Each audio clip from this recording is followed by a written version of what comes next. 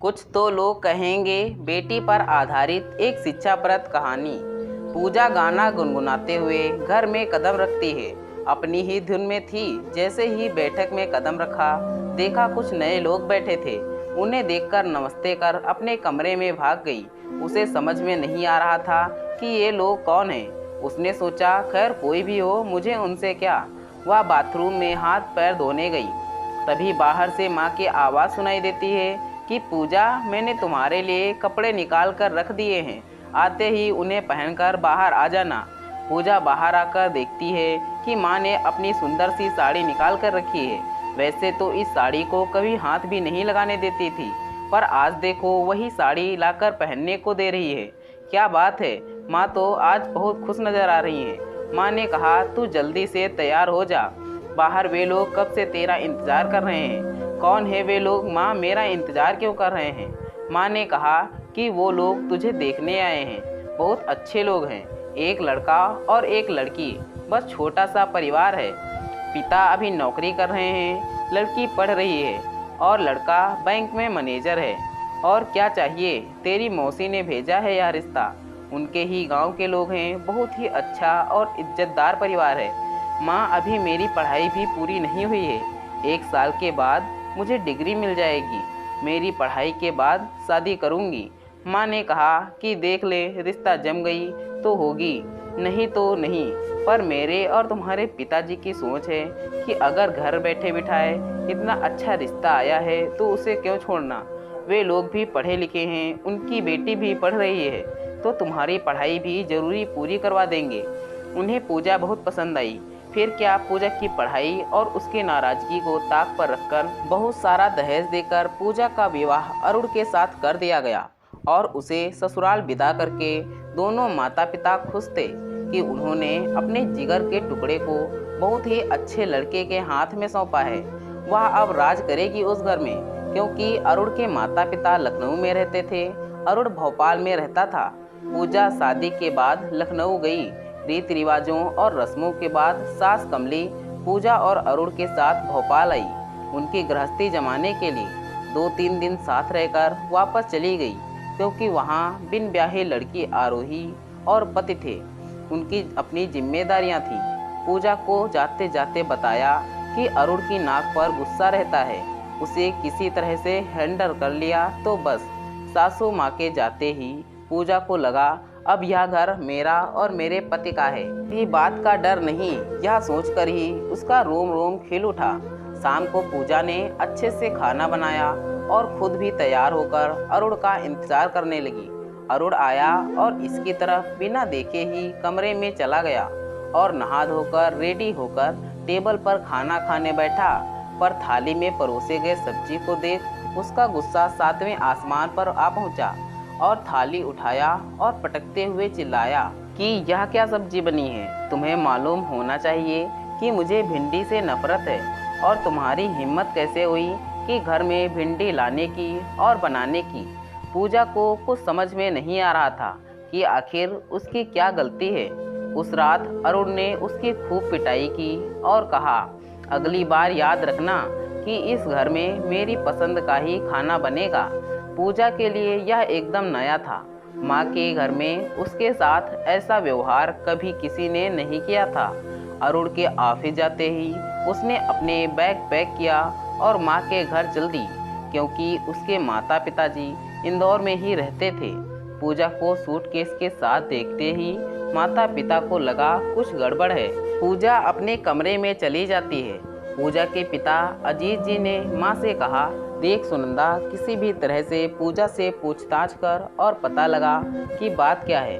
पास पड़ोस में पता चल गया तो बदनामी होगी अलग, और इतना दहेज देकर ब्याह किया है, उसका लोन भी अभी चुकता नहीं हुआ और यह वापस आ गई। माँ की भी यही सोच थी। उन्होंने कहा आप चिंता मत कीजिए, मैं उससे बात करूँगी। पूजा के कमरे में सुनंदा जाती है। बहुत पूछने पर उसने बताया कि सिर्फ भिंडी की सब्जी बनाई थी, उसके लिए उसने मुझे पीटा है, मैं अब नहीं जाऊंगी। यह क्या बात हुई, मुझे सपना आएगा क्या उन्हें क्या पसंद है और क्या नहीं। पहली बार पत्नी ने बनाया है तो खा लेते और बताते कि अगली बार से नहीं बनाना। नहीं, अपनी मर्जी ही चलानी है, मैं नहीं जाऊंगी। कह देती हूँ, कल से कॉलेज चली जाऊंगी और अपनी डिग्री पूरी करूंगी। माँ ने सुना, बस कहा कुछ नहीं। खाने की टेबल पर माता पिता दोनों ने उसे समझाया कि ऐसा नहीं होता है।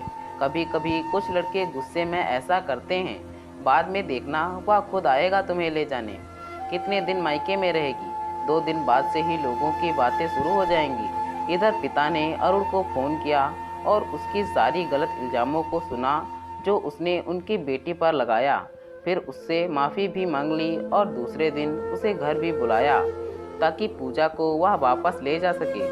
पास पड़ोस के लोग भी देख सकें कि दामाद आकर बेटी को अपने साथ ले जा रहे हैं। अरुण को आया देख पूजा बहुत खुश हो गई कि उसे उसकी फिक्र है।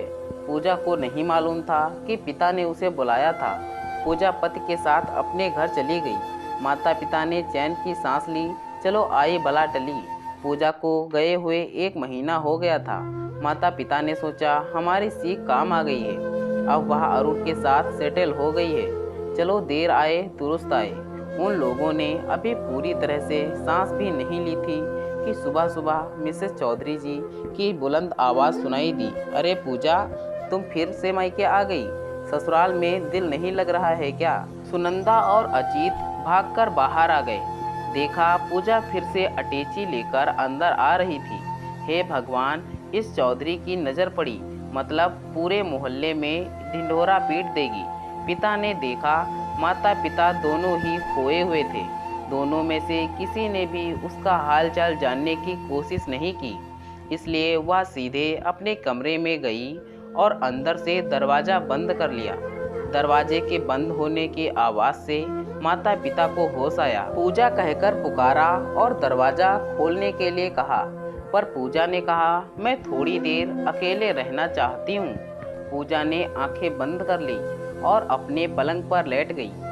उसके आंखों से आंसू झरझर बह रहे थे।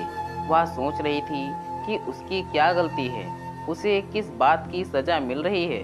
उसे याद आया पिछली बार उसे माँ पिताजी के घर से अरुण खुद लेने आया था। कितनी खुश थी उसके दिल में अपने लिए परवाह देखकर। पर नहीं, घर पहुंचकर उसने पूजा को आड़े हाथों लिया कि तुम्हें जाना आता है, पर लाने के लिए मुझे आना पड़ा। शर्म भी महसूस नहीं हुई कि अपने पिता से फ़ोन करवाया। उनकी नज़र में मुझे बुरा बनाना चाहती हो।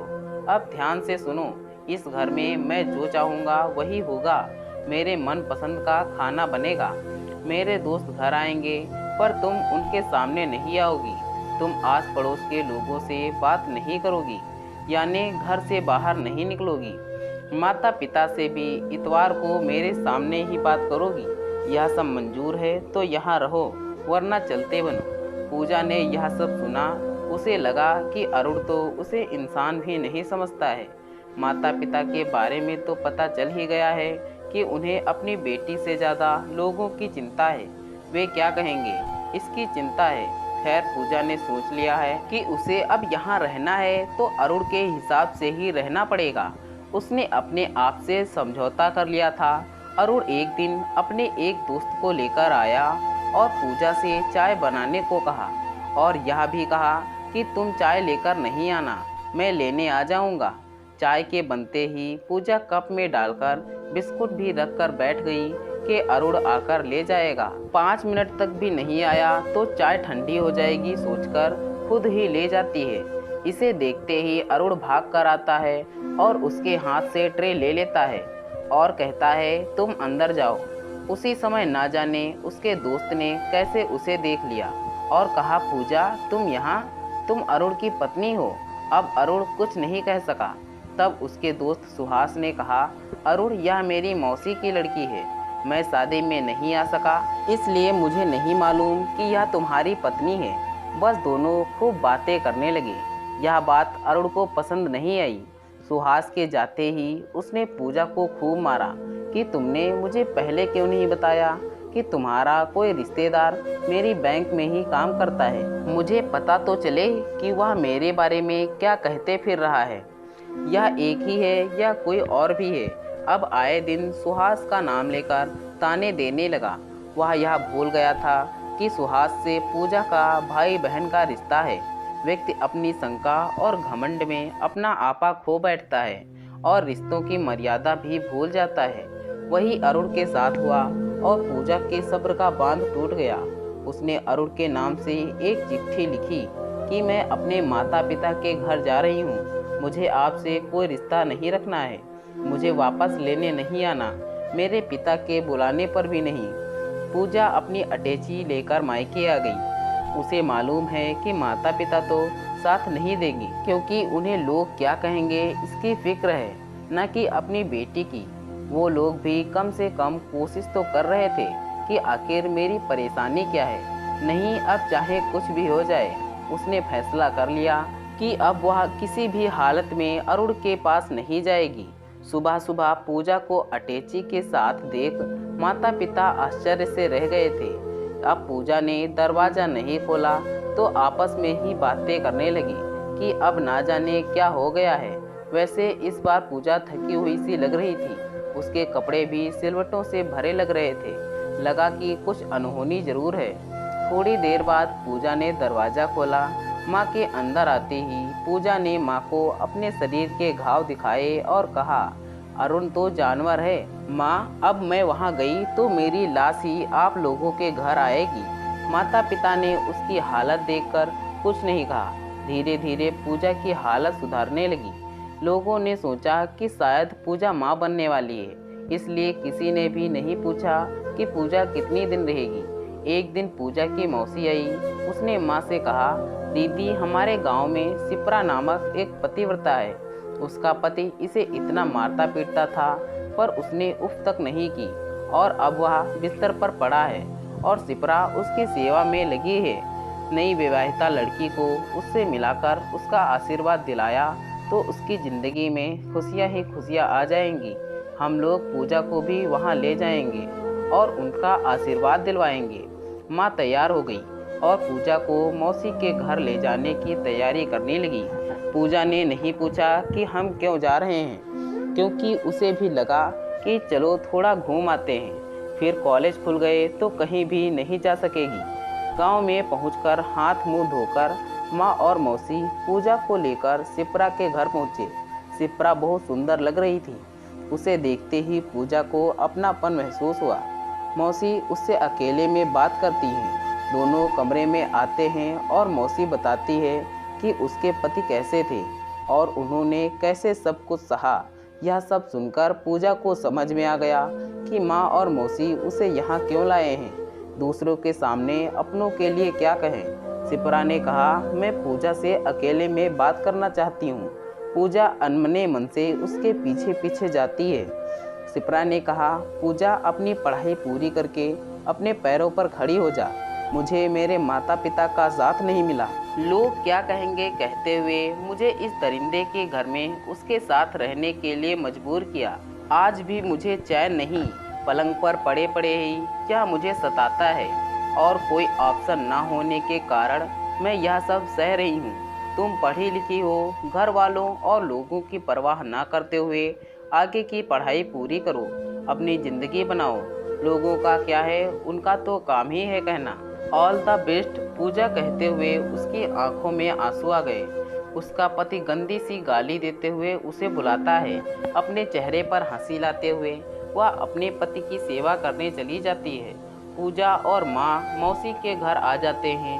उन्होंने पूजा को चुप देखा तो लगा कि सिप्रा की बातों का असर हो रहा है। दोनों खुश हो गए। दूसरे दिन माँ और पूजा इंदौर वापस आ गए। पूजा ने किसी से बात नहीं किया। 2 दिन बाद पूजा अपना सामान पैक करने लगी। माँ ने सोचा ससुराल जाने के लिए तैयार हो रही है। दोनों बहुत खुश हो गए।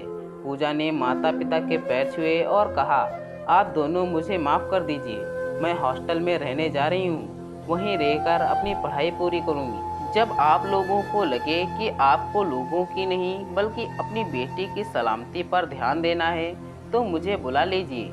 मैं आप लोगों के पास रहने आ जाऊँगी। माँ पापा लोग तो बहुत कुछ भी कह सकते हैं, उनका काम ही है कहना। बच्चे तो माँ बाप पर विश्वास करते हैं, उनका साथ चाहते हैं। अगर आप लोग सहारा नहीं देंगे तो हम लड़कियों का सहारा कौन बनेगा। मैं सिपरा बनकर नहीं जीना चाहती। मुझे अपना रास्ता चुनना आता है। मैं आज की लड़की हूँ, लोगों की प्रेरणा। मैं सिपरा बनकर नहीं बनना चाहती हूँ। पूजा अपना सामान लेकर टैक्सी में बैठकर चली जाती है। किसी के घर में रेडियो से किशोर जी आवाज़ में गाना बज रहा था। कुछ तो लोग कहेंगे, लोगों का काम है कहना। दोस्तों, बेटियों का हमें सहारा बनना है, न कि यह सोचना कि लोग क्या कहेंगे। तो दोस्तों, यह थी हमारी आज की कहानी। अगर यह कहानी आपको पसंद आई है तो कृपया इसे लाइक करें और कहानी पर अपनी राय देने के लिए इसमें कमेंट करें। दोस्तों, ऐसी ही और कहानियाँ सुनने के लिए हमारे चैनल को सब्सक्राइब करें। धन्यवाद दोस्तों। Thanks for watching this video.